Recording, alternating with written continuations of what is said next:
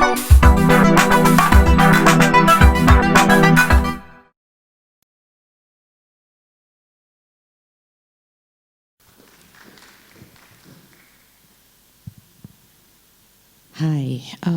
pleasure to be here. I'm a conservation ecologist and photographer, and a self-confessed absolute cataholic.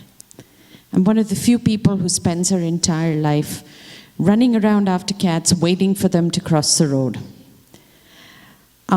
People ask me, why cats? When there's so much in the world to worry about, why are you running around worrying about a few cats? I mean, there's the CEA, there's Trump's impeachment, the war in Iraq, volcanoes blowing up, and you're worried about a cat. Why cats? Well, I've spent 30 years running around trying to find as many of the cats that live in this world as I could. Cats are magnificent. They're one of the few last gentle giants that exist, and yet can be so fierce. As a scientist, I've spent a lot of time studying them. I was the first in India with a doctorate on tigers. And this has been a privilege. I've been to some of the most exotic locales in the world. I've spent time in amazing countries and met some of the most amazing cats. But it's not all good. I mean, it can be minus 20. I've sat on a rock for 13 hours. My legs are frozen. My fingers have got frostbitten. I've been in the heat at 45 degrees centigrade, and it's gone up to 50 degrees. And I've been out on exposed rock waiting for a cat to come out. So it's not always easy.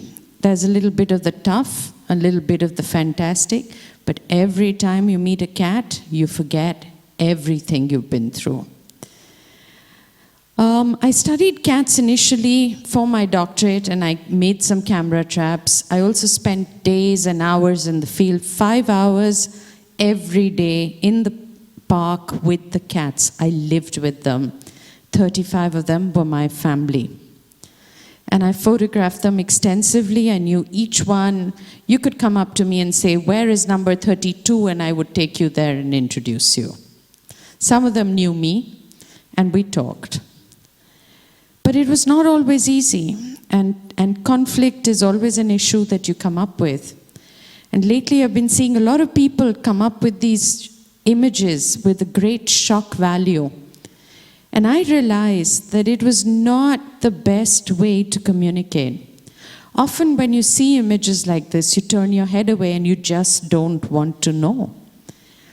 And science is all very well, but science forgets to talk about the individual, to talk about characters and quirks and likes and whims and what makes every cat unique. And I decided that I would use photography to bridge this gap between science and aesthetics. Because if I could show you why I love the cats, then you would want to get to know them better and be interested in making sure they survive. And so I spent many years in the field, and I spent time finding these cats and getting to know them one by one. Please meet my cats, the great felines of the world. Every one of them is unique. Every species is special. Tigers are solitary and yet fantastic with families. They're strong, they're serene, and they're very individualistic. We had a big male tiger called Cheetah that I lived with. And there were days when he would just want to have fun. And he'd look at me and he had these big, big yellow eyes, sort of the Paul Newman of tigers. And he looked at me and said, I'm going to do something and you're not going to tell anyone, our secret. And tigers are known for their stealth, and you should not hear them come up to you.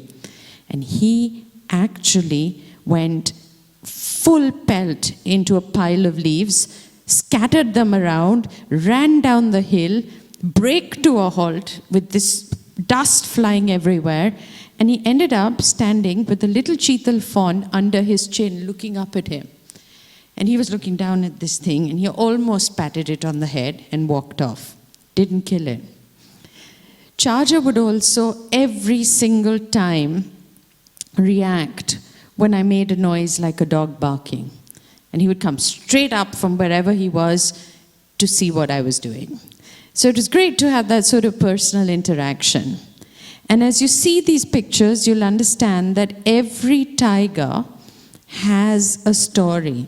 And every picture narrates the story. It tells you the mood of the tiger, what he's doing, what he's thinking, whether he's pensive, happy, sad, curious, and just sleepy.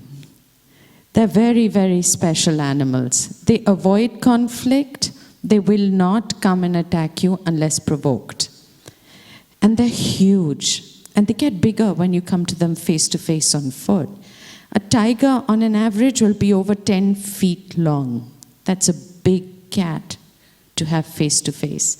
And I walked up to them. I've actually walked with tigers. It was extraordinary. Leopards, on the other hand, are about half the size of tigers. They're small, they're elusive, and they think. And they really, really use their heads. They are very comfortable living with human beings. If you come across a tiger, he'll turn around, say, "Excuse me, I beg your pardon, see you around," and walk off. A leopard will come, check you out. "Oh, you got a dog at your foot of your chair? I'm going to pick it up. Just give me a minute, I'm taking it out of here." It'll walk right into your house, pick up the dog, right into your courtyard, pick up the cattle. No problem at all. And walk off. They are absolutely different to tigers. Leopards are some of the most successful cats around humans. And very cunning, very patient. They watch and wait. Lions, on the other hand, are group animals. They live in prides, they have coalitions, the band of brothers. They sit around the whole day doing apparently not very much, but when they get up and they fight, then it's something to see. And a big male lion is extraordinary. But what's equally special is the bonds the females share. And in this picture, you'll see two mothers licking one cub. This you only see in the lions. It's just so, so special. And these intimate little actions is what makes you wonder and look at them in absolute amazement. This was a band of teenage lions, and they're from a park in Kenya. And they were extraordinary because they were all youngsters under 2 years of age, and they actually brought down a giraffe and an elephant. They had learned to work together as a team. There were about 12 of them, and they would come together and get down an animal as big as that. And of course, then there's the tree climbing lions, which are another incredible species. The cubs will be from different mothers, live together and interact. These are siblings from two different litters, and they're growing up together, and look at the gentleness in their behavior to each other. And of course, these little fellows you just want to pick up and put in your pocket and run away with. Lions can be amongst the most elegant cats. They just have this supremely aquiline profile, and they look beautiful. And they will sit with you and hang with you and just be the most easy things to be around when they're relaxed. This is a jaguar. Jaguars are shorter, stockier, super powerful. They have some of the most powerful jaws in the world. They live in South America and spend a lot of their time swimming and hunting off the river. They look at you as if they're sort of subadult tigers, but with spots. They're quite amazing. You can look at the body shape and see they're so different. They patrol their territories up and down on the edge of the river, and each one of them is a very individual, individualistic animal with its own way of hunting. One of them had learned that he could go to this bend in the river, climb up a tree, dive 30 foot down into the water, and catch crocodiles or canes. It was absolutely spectacular. This is him swimming in the water. Huge, powerful beasts. Cheetahs. Delicate, fragile cheetahs. They fly like the wind. They don't roar. They don't have the power to. They chitter. They talk to each other. They live in family groups. They're the most gentle of the cats. If you're in the field long enough and spend time with them, they'll actually come and sit with you. If you have an empty seat next to you in the car, they come and sit with you in that. Or if you're on the ground, they'll just come and sit a few feet away and hang with you. They're fantastically alert because everything bothers them. Most people can bully them. Hyenas bully them. Lions bully them. Even a small fox will take bites of their food. So their basic aim is to get some food, eat it quick, and run away. They seldom go back to a kill. Cheetahs are now on the verge of extinction. Their numbers are down to a few thousand, and people are very, very worried about their survival. Cheetahs will often sit under trees like this on vast grasslands in an area from where they can see their predators coming. They make for absolute extraordinary animals to have as a friend. This one spent the afternoon sitting and waiting patiently, and then in a matter of 5 seconds found one gazelle that he thought he could get, got it, killed it, and brought it back and sat there for over 45 minutes panting at the exertion. While he was sitting and recovering, I suddenly noticed all these giraffes around, and there were suddenly about 20 giraffes all craning over a 10-foot bush to look down at this cheetah with its prey. The behavior was extraordinary. Cheetahs seem to enjoy life and just being free. That's what makes them so special. My latest friends, the puma. I was in Chile last summer, in Patagonia. Patagonia is just a few hundred kilometers from Antarctica. Bitterly, bitterly cold. It was between -15 and -20. It snowed many of the days. I met and spent time with 16 puma. Some of them came as close as 2.5 feet to me. I've never known such relaxed cats. It's a very barren landscape. You have to go up and down on these mountains.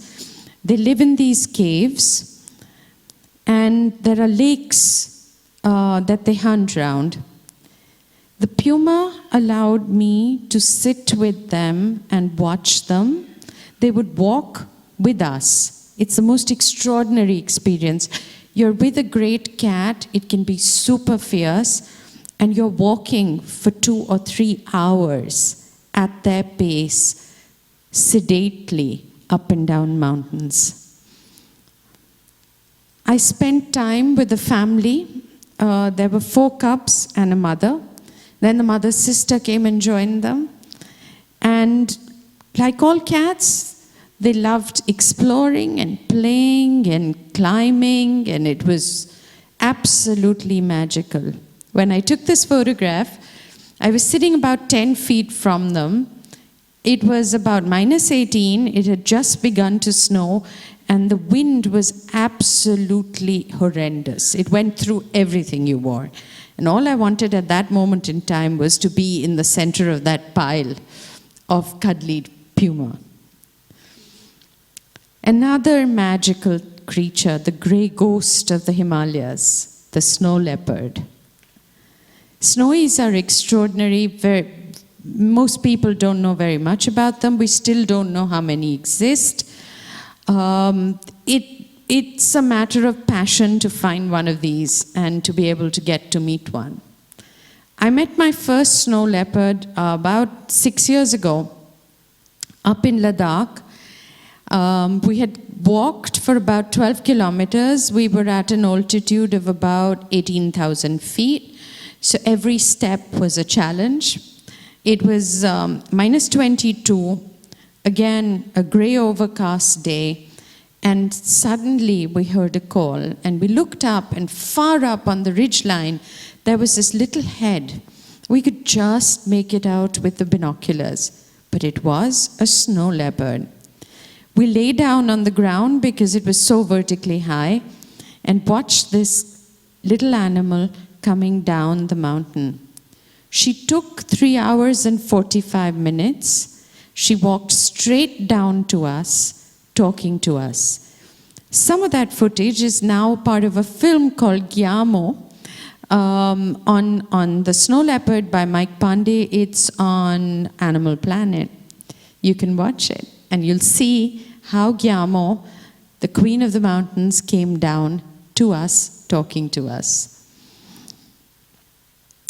When she was coming down, she would have all these conversations, and close by, we've heard that there was another snow leopard who had a kill. These magpies were bothering him because they wanted to steal food from him. And this image was when he was just about to catch a magpie who had daringly tried to lift his tail and put it aside so she could get to the kill. This is Gyamo. And this is how she came down the mountain straight to us. An incredibly elusive species, the clouded leopards. The clouded leopards live in the northeast and then all the way down through Borneo, where you have another species. I met these clouded leopards in Tripura. Clouded leopards are extremely difficult to find because they live mostly up in the trees. They're much smaller, sort of Labrador-sized, but shorter, huge long tail. We know very little about them because no real work has been done in India on the clouded leopard. So at the moment, I'm spending time just getting to know all of these different species and compare their conservation status, share their stories, and bring the world's attention to what is happening to these incredible creatures. Each one of them is an apex predator. By preserving them, we preserve huge, vast tracts of habitat, which are super important for our water, for our genetic resource pool. So that's my story with the cats, and I really want you all to think about them, maybe visit them, and see how conservation photography has helped bridge the gap between science and the public to bring attention to the conservation of the cats. Thank you.